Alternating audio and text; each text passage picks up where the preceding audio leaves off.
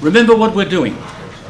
We're now we completed the ontology part, the philosophy of being, and now we're working on a little glimpse into natural theology. So what we're working on tonight is the names of God. We want to know his name and his nature.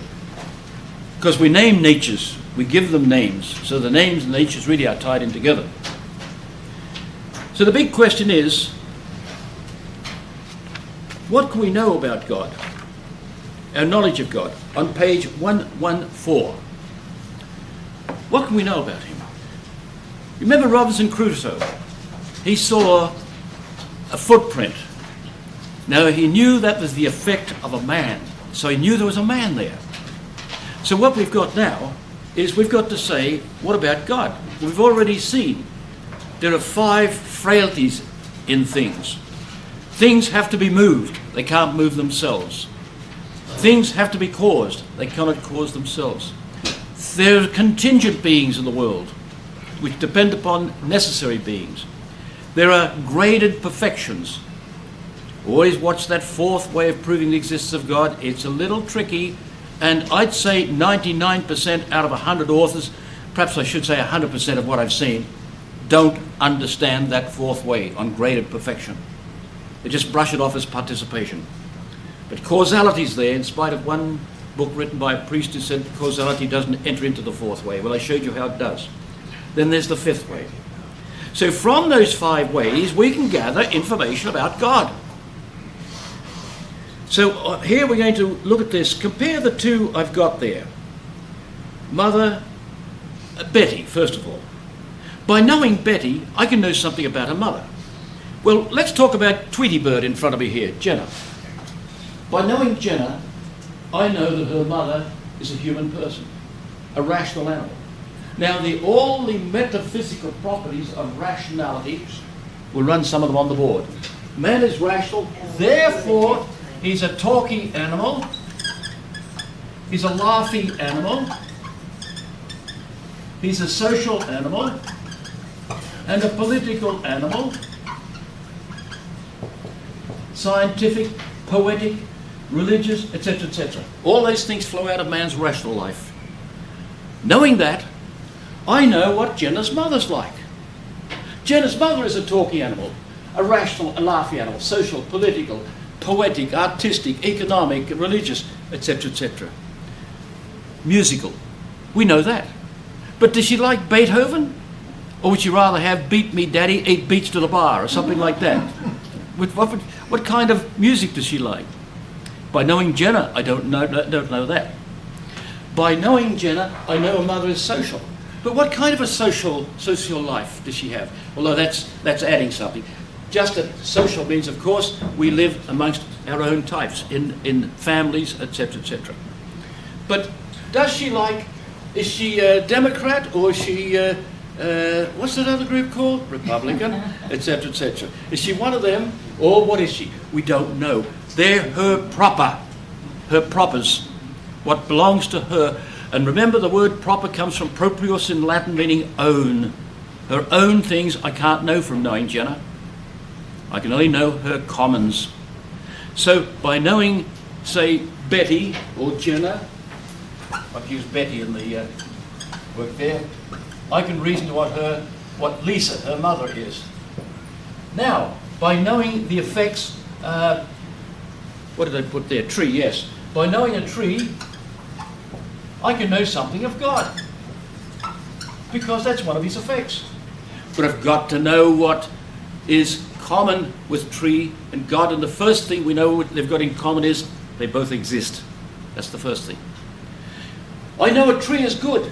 God's gooder, if we could say that. I know that porridge is good. I know that chocolate is good, but God's more good. So since we saw also God's infinity, therefore these things are infinite in God, but they're only limited here. So what I can deduce from all of this is that there is a similarity, but there's greater benefits of the benefits in God than there is in, say, the tree. So the tree we know is good, but we can use this expression, liking noti, mori. In other words, God's goodness is like the goodness of a tree, but it's not the goodness of a tree. It's more than the goodness of a tree. An ex-student of mine who entered a seminary somewhere over east of here, the Appalachians or somewhere like that, I understood he went, some seminary over there. He got in touch with me and said he'd been in a class the other day and everybody was rather stunned. They couldn't work out something. There was quite some kind of an argument going on. Then suddenly it came back, what I'd said in the classroom, likey, noti and mori. He said, he had the students say, what language are you talking? But they got the point. It got through them. All the perfections of a tree, all the good aspects of a tree, God's got, because he's the author of them, but likey, noti, mori. In other words, he has them, say, a certain similitude, but a negation, or if you like, analogy is a better way of putting it. Analogy, negative, and by way of removal, much higher. So that's how our knowledge sort of generates. And just as I can't know Jenna's mother from Jenna, all the propers, I can only know the commons. I don't know whether her mother is a scientist, a dancer, or a radio announcer, or what she is, what her propers are, what properly belongs to her, until I know her. Well, likewise with God, we can't know his propers. We can only get a glimpse of what we think might be there, such as infinity, which we know is there, infinity, and the goodness. But how can we deduce all that? By knowing him. So the people who know him by praying, etc., and getting to be friends. Now I'm friends with Jenna's mother and stepfather. I'm friends with them, and I know what their propers are, but I have to know them before I can do that. Thus, it is good to contemplate the friendship of God, because in that way you get some sneaking little glimpse, and it is only a glimpse. But then he revealed himself and told us about his propers. He told us about the Trinity, for instance, and told us about the relationship between the Trinity, the persons of the Trinity. So we learn something of the propers there, and then in the beatific vision, we'd be fascinated by the propers. But the propers can only be known by knowing him. So the obvious thing is we can know from the common attributes only from all the things he's made. Well, the things he's made are vast. The thing that strikes me, and I've mentioned this before, the thing that strikes me tremendously is to think of a beach. I've stood on beaches in Australia. We've got golden sand everywhere on beaches. We don't have pebble beaches like you have here. And golden sand. And how many grains of sand would there be on a beach known as 9 Mile Beach or 7 Mile Beach? They're uncountable.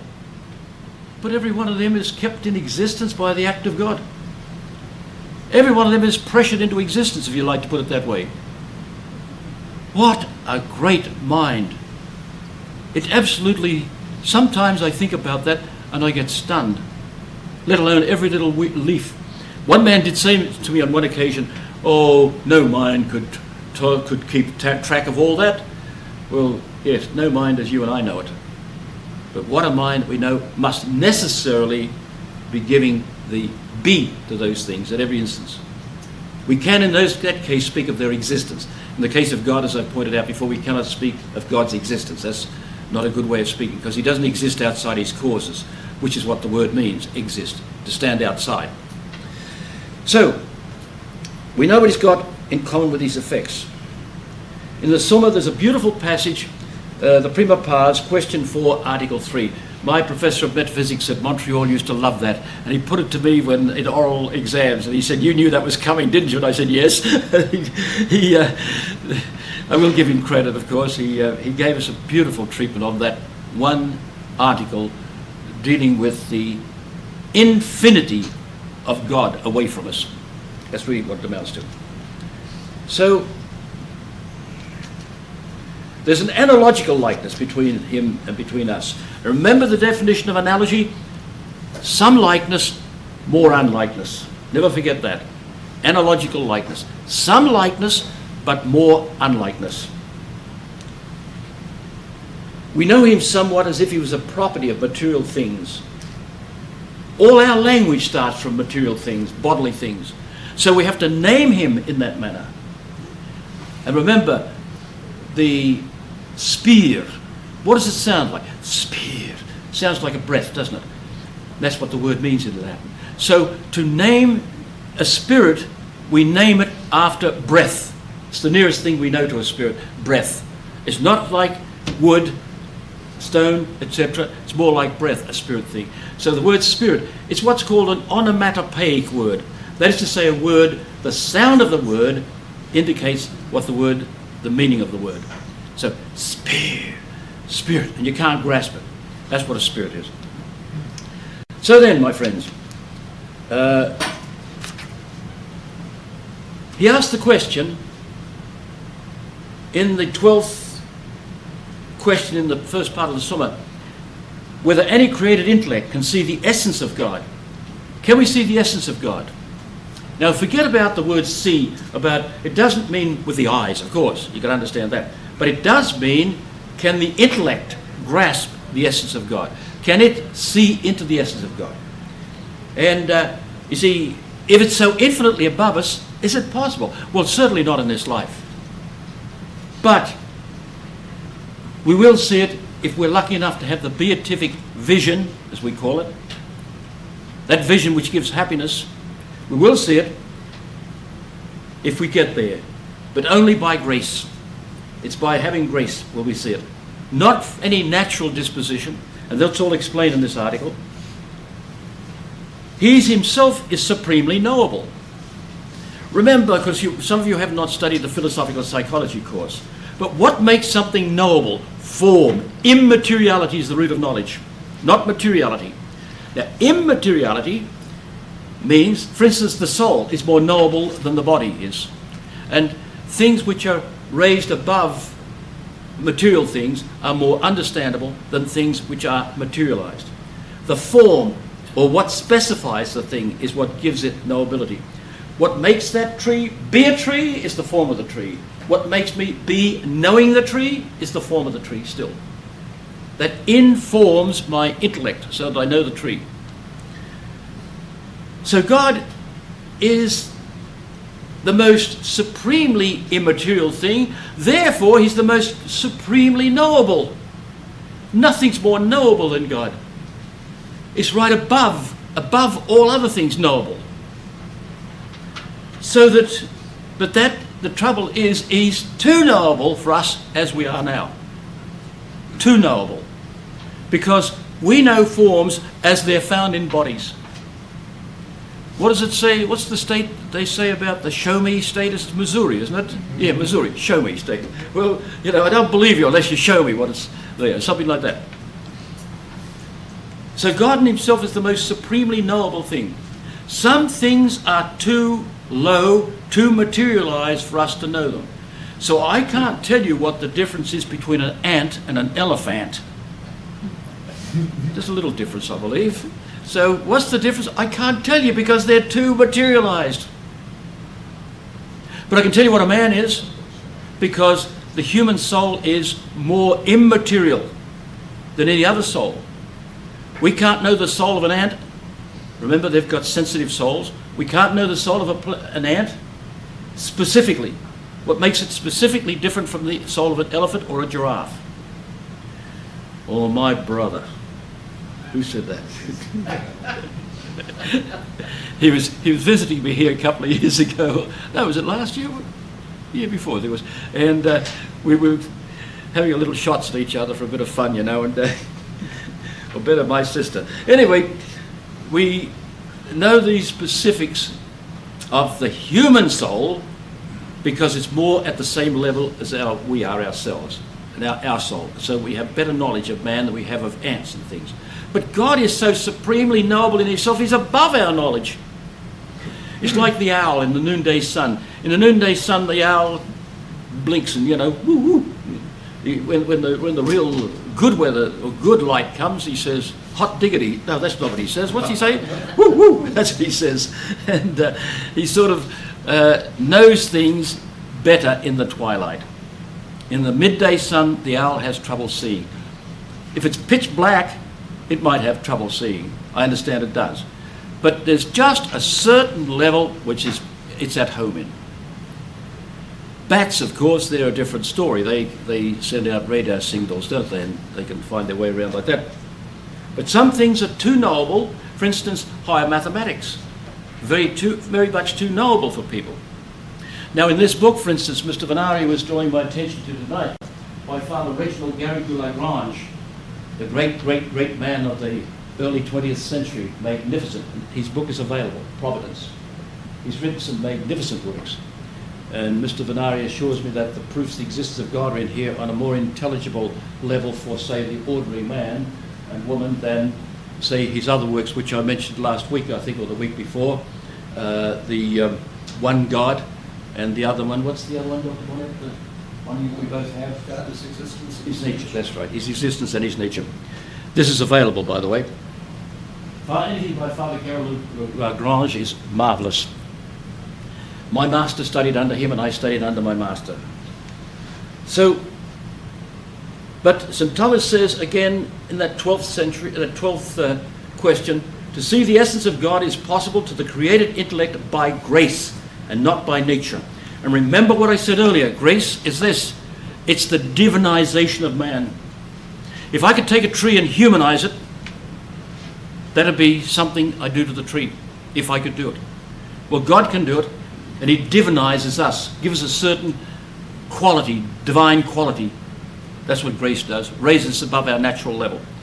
As St. Thomas says in a number of places there, it doesn't take away the nature of man, it adds to his nature, perfects it, grace.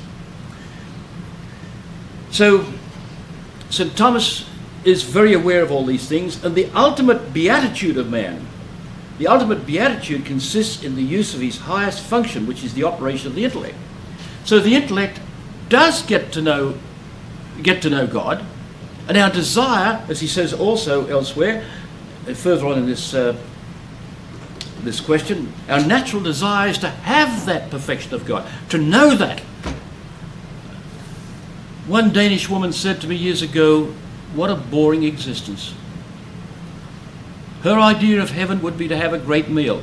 Well, I don't know about you, but what a boring existence to have a great meal. I mean, how long could you go enjoying a great meal?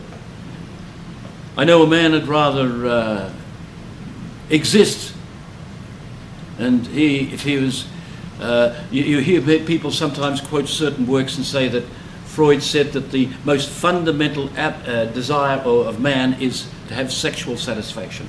Well, I don't know about you, but anybody I've ever spoken to would think about eating food before they'd have sex. They'd need food. If you were hungry for one or the other, I know which say 10,000 out of 10,001 people would go for would be the food. It's a silly suggestion. So the excess of the intelligible object above the intellect, the essence of God, is still knowable by us, but by us being raised to that level. Not from our own natural ability, but by being raised. So the human intellect can see the essence of God if it's raised to that level. So it's possible to have knowledge of God, of the properties of God, but not unless they are revealed to us or we're brought up to that level. In natural theology, remember, we can obtain a sort of worm's eye view of reality. But in sacred theology, we're getting a peep into God's properties because he's revealing them to us. Then another question or article arises with St. Thomas, whether those who see the essence of God see all in God. You'll notice now as we're progressing through this course, I'm tending now to put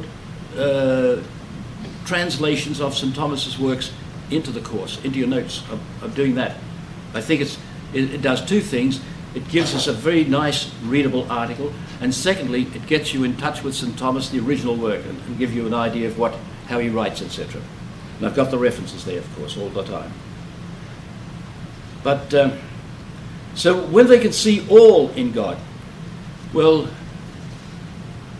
it'd take 1 billion years to the power of n.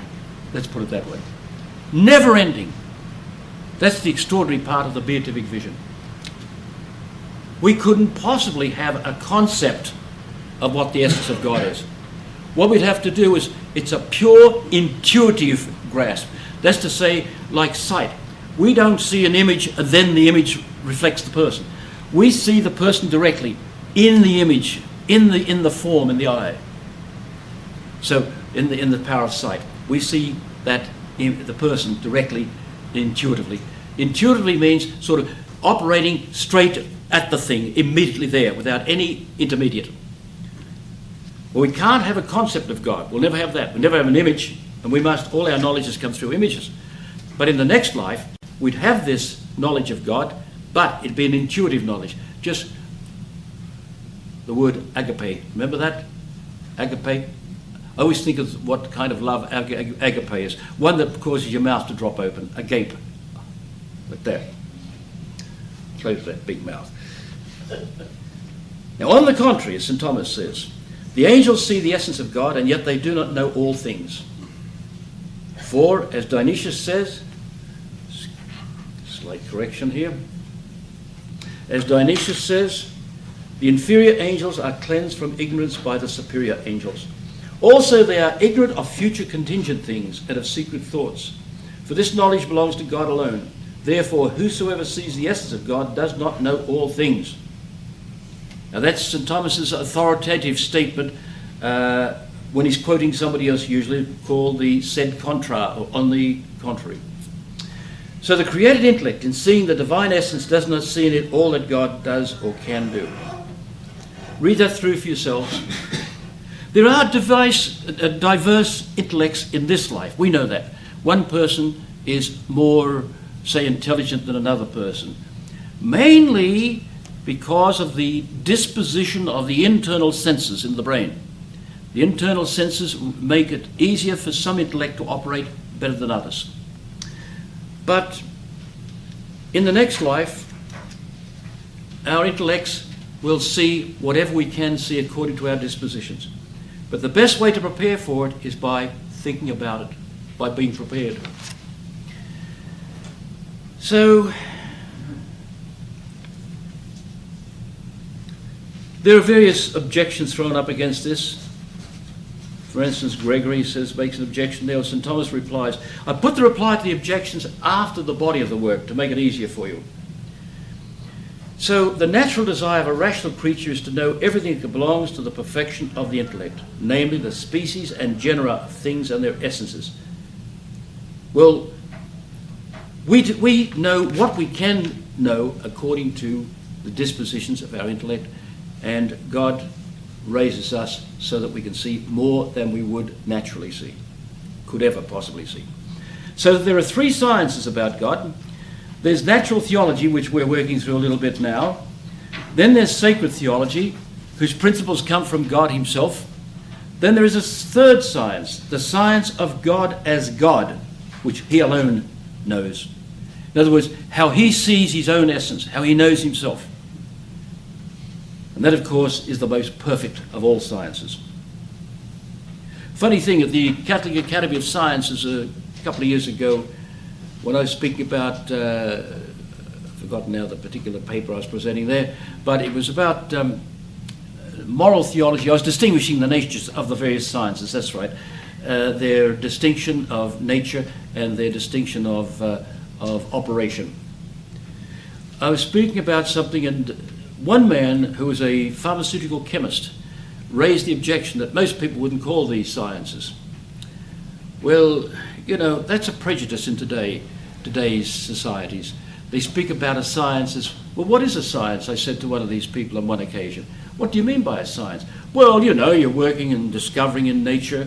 I said, kids do that when they're playing with ants. They're discovering nature. Would you call them scientists?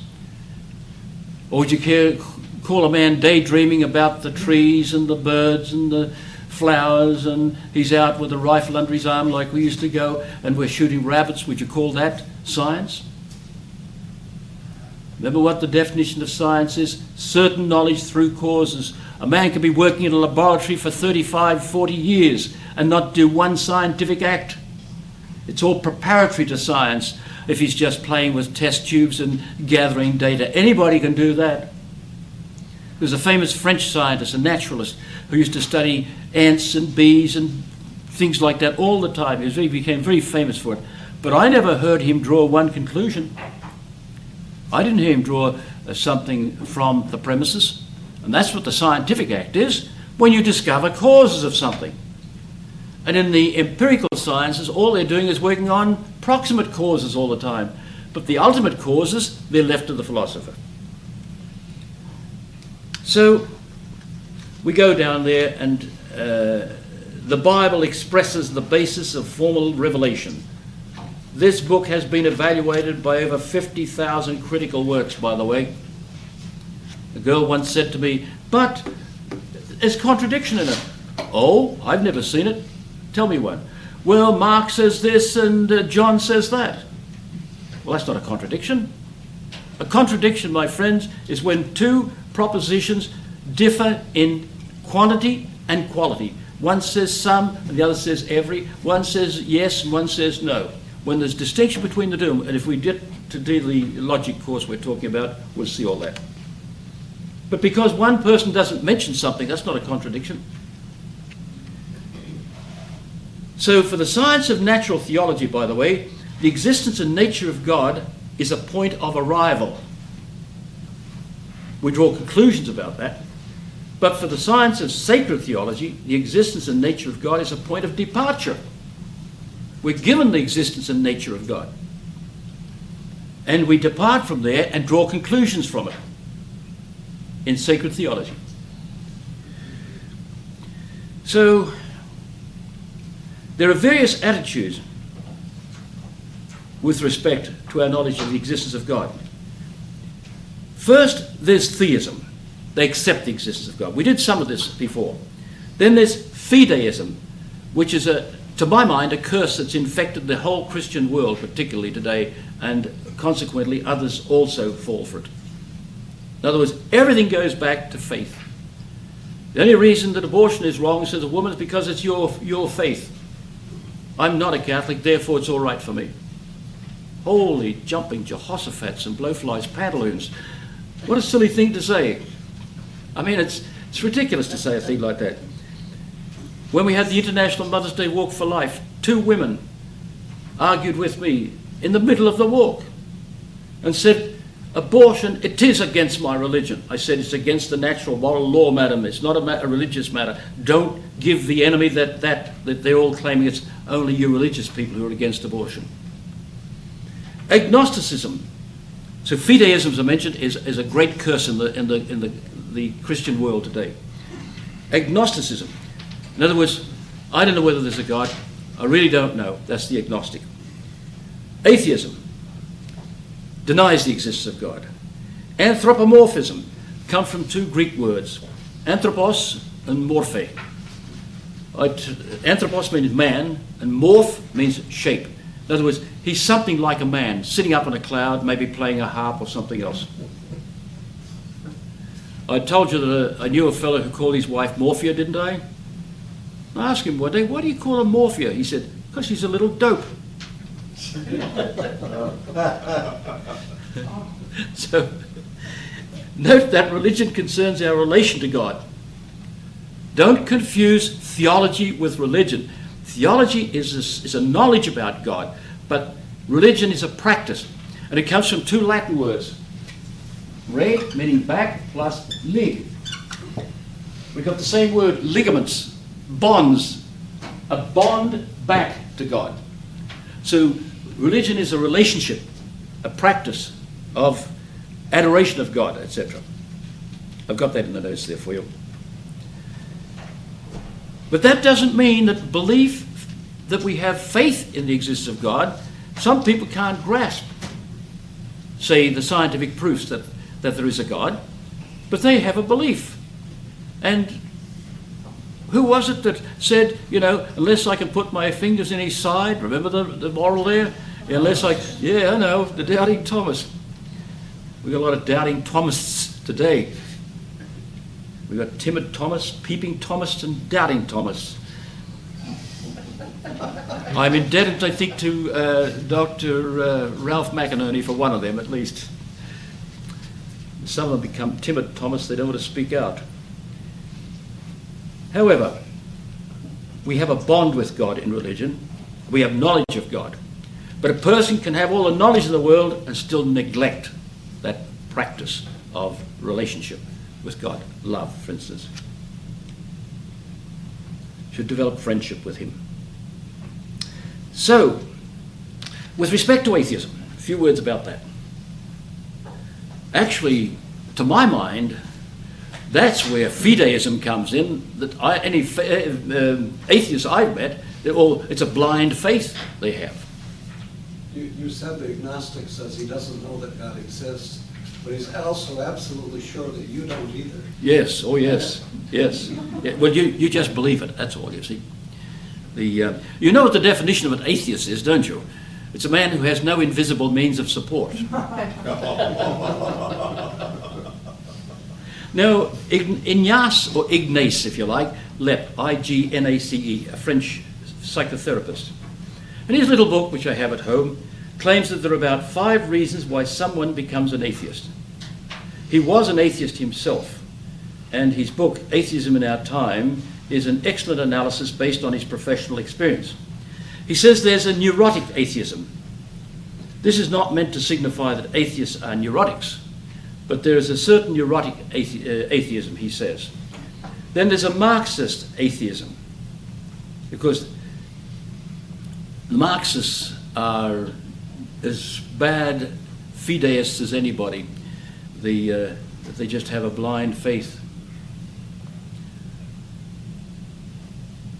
I can remember asking a friend of mine, his brother-in-law was one of the top Marxists of Australia.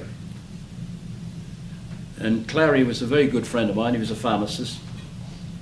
And, you know, they talk as if it's been absolutely proven and there's nothing about religion that justifies anything. I can remember on Radio CKO, I've mentioned this before I think, Radio CKO one day, I used to listen to it, they had a broadcast from Moscow. And the woman announcer said, or at least the man I think it was, the one that read the letters out, somebody said, "Why are you people atheists?"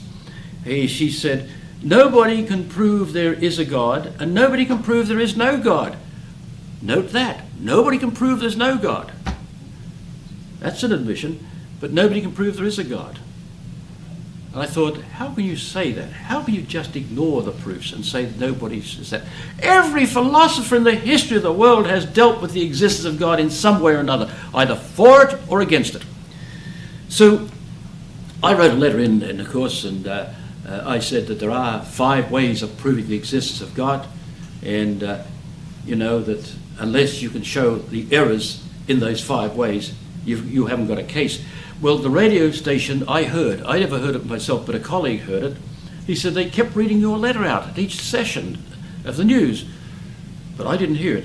But they never wrote to me. They didn't ask me to come and prove it or anything like that, but some girl wrote in some trivial thing one day and they asked her to broadcast it for them. I would have willingly done something with that. But this woman says nobody can prove there's no God. Then she went on to say the very thing that St. Thomas says in the first objection to the proofs of the existence of God himself, and he answers it. Or was it the second? The second, I think, I've forgotten now. But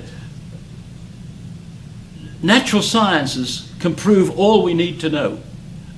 And men have said in recent times, we know everything now about nature. What a silly statement to make. They've never dabbled in any science whatsoever. I said dabbled, let alone being right into it. The more we learn, the more we find we don't know. The more we learn, the more we find we've got to learn.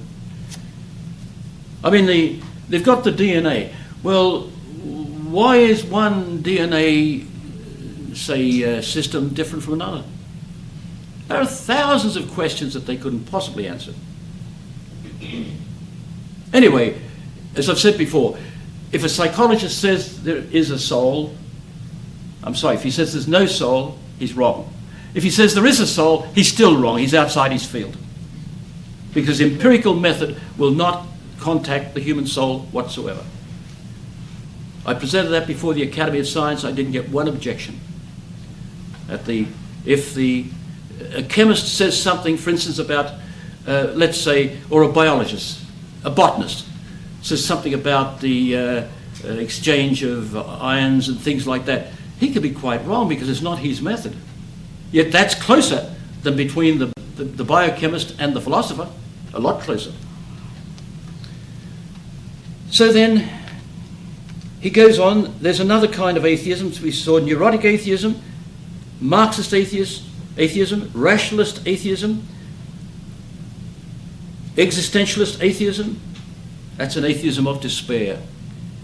Atheism in the name of value. Well, I couldn't put all the book in here, or I could just indicate the names, of course. Another type of cause for atheism should be added, for it seems clear in the contemporary period that there is an atheism of convenience, and I'd call that a moral atheism. This seems to come from just materialistic convenience, whereby so many, through a self-centered focus of their interests, adopt a negligent attitude towards the existence of God, and consequently religion. And I should add, and consequently morality. For otherwise they would have to adopt a more reasonable attitude towards daily living and tasks. Now, with regard to the development of atheism, there's a magnificent work by Cornelio Fabro, God in Exile, or the original in Italian, L'ateismo moderno, modern atheism. But in English, it's God in Exile. Big book. It cost me $50 or $60 about 30 years ago, so it's a magnificent work. There are a couple of very good works. But he shows, Fabro does, in his huge volume, shows the development of atheism to be founded in the errors of Descartes and Kant. The following chart I've put in here now for you. So that's on page 118. Back when Occam says what we know is the singular. What we know is the singular. That's the teaching of William of Occam, who went very wrong in these things on the theory of knowledge. Remember the three great problems in philosophy. There's the theory of the universal, which is philosophy's principal problem, is reduced to the theory of knowledge, and then that's reduced to the theory of potency and act. Potency and act. Unless you've got that correct, you'll make a muddy bless. So they started off in the ancient world, or this medieval world, rather, it is not the idea which is known by the intellect. That's what they had taught. It is the idea which we know. Well, what am I looking at of Mr. Vacker here? Am I looking at an idea of him, or am I looking at him? Ideas are there to represent the thing. There's the man there. Any image I've got, it represents him. Any impression of the eye. What we call the species impressa. So William of Occam taught what we know is the singular. Descartes said what we know is our idea. Now this chart is all tracing this out for you. What we know is our idea. Now Descartes ignored what went before him. What he did know of what went before him in the history of philosophy, he didn't understand. That is so characteristic of a lot of these men. One of the big problems is, up to about the 17th century, everything was written in Latin. And men just didn't bother after that. Suddenly with this so-called Renaissance, the rebirth as it were, men started to get the idea of beauty of English language and other things. But if they'd read it in Latin, they'd have read more precisely what philosophy is. That's the beauty. I can remember teaching I had a mixed class, French and English, in Ottawa. And I remember I took the French class, it's mostly girls as a matter of fact. I took them aside certain times to deal with logic in their language, because they were studying it in that class in English. It was one of the few classes I taught in English there. But anyway, I took them in French, and I found how much more precise these young women in French were than the English-speaking students. Much more precise. And in Latin, it's even more precise. And if you read the books in Latin in logic, they're very clear. So Descartes taught what we know is our idea. Kant said what we know is the phenomenon, our idea. He called the idea a phenomenon. Remember what the phenomenon for Kant is? The tree and my mind, it's a compositive union, a composite. That's what Kant taught. Well, what we know is this composite. We don't know what's out there. We can't be sure of the thing in itself, the Ding an sich. We can be sure of this composite, and we can know that principle of causality and all these rational principles apply to that, but do they apply to the thing out there? We don't know.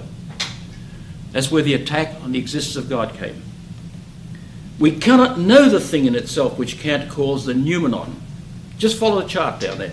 Has everybody got the chart in front of them? No.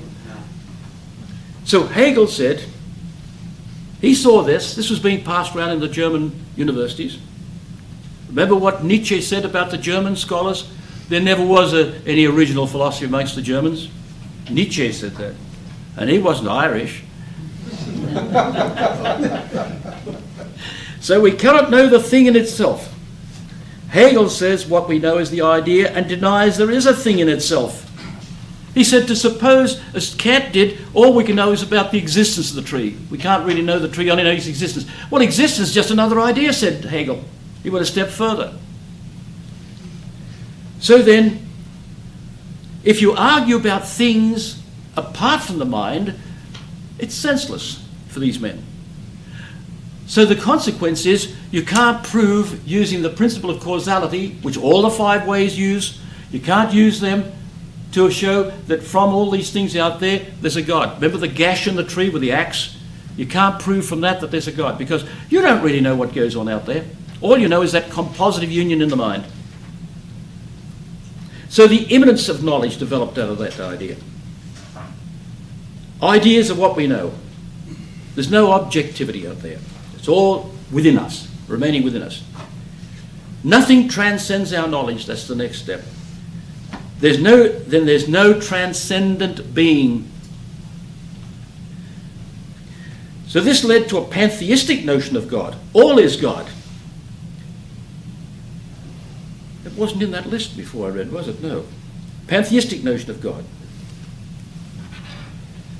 So, for Hegel, God is an absolute spirit.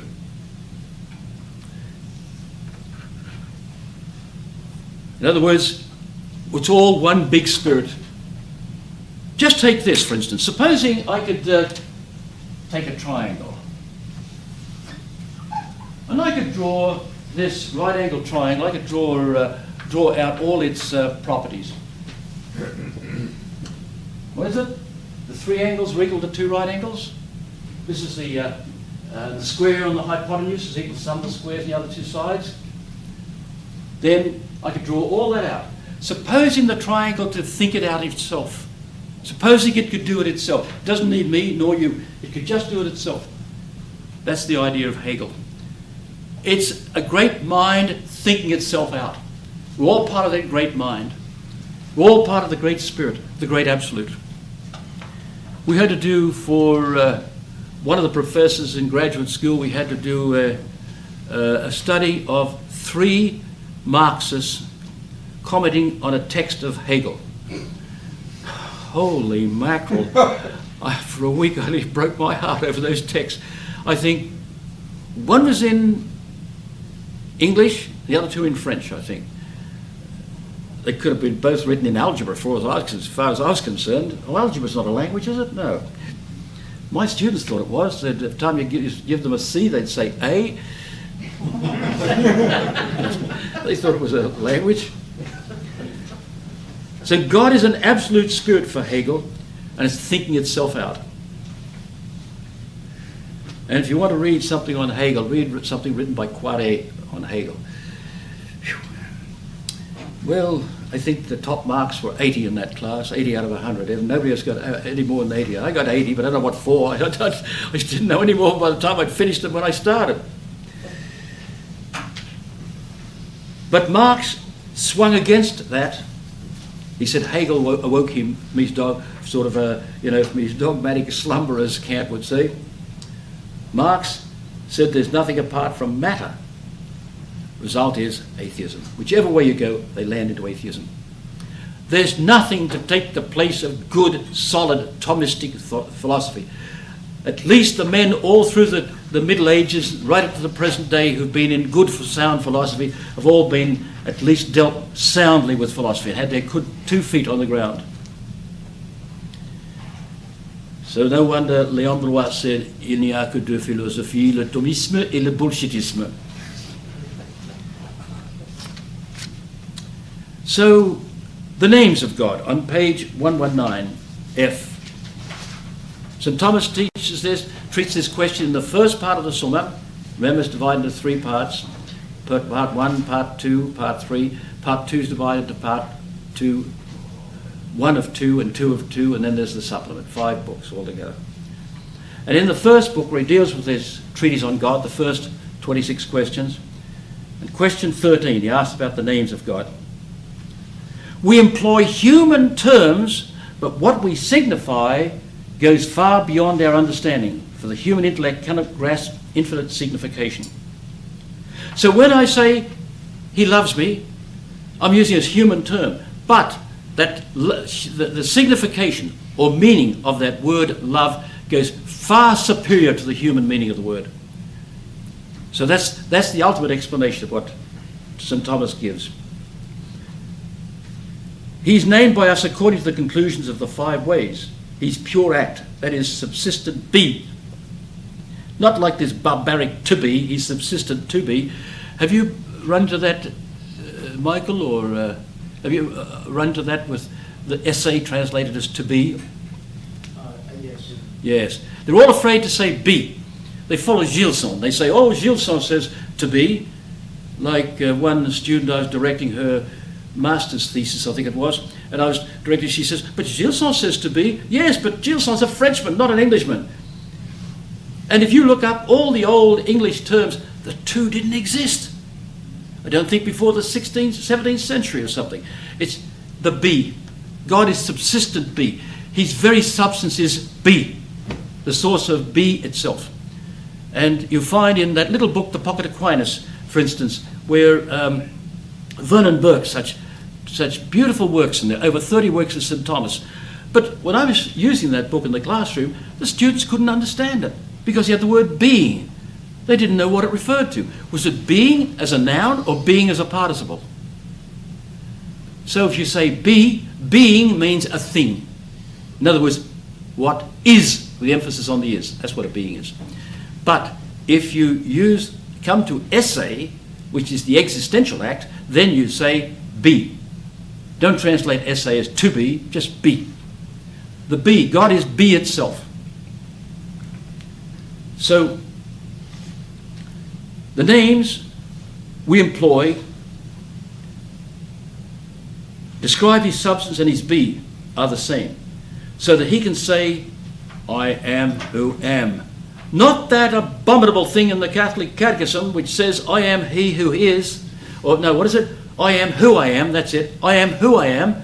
Well, I am who I am. Jenna is who she is. Mr. Vacker is who he is too. No, God is not that. I am who am. I think we mentioned that before. I was to write to a certain, what's he called again? He's the guardian anyway, and his name happened to be Ratzinger. And I was writing this to him. I was urged to write to him, and I never ever did. Now I'm sorry. I believe he's got a higher grade now. He's been raised a bit to Il Papa.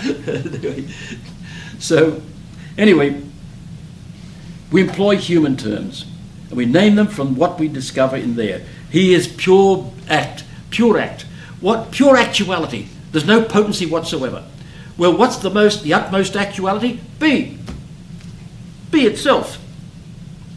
He's a substance whose very nature is described as the source of all existence. In other words, be. Does he be like a tree, a colour, a time, or a shape, or a movement?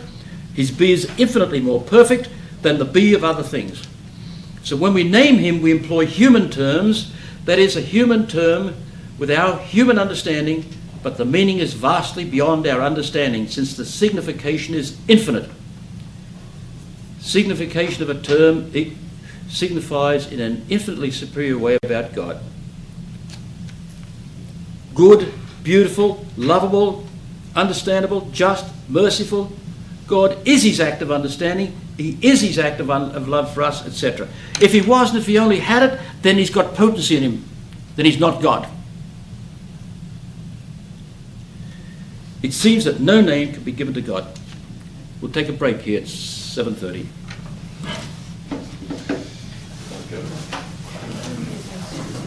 Boy, do I need this.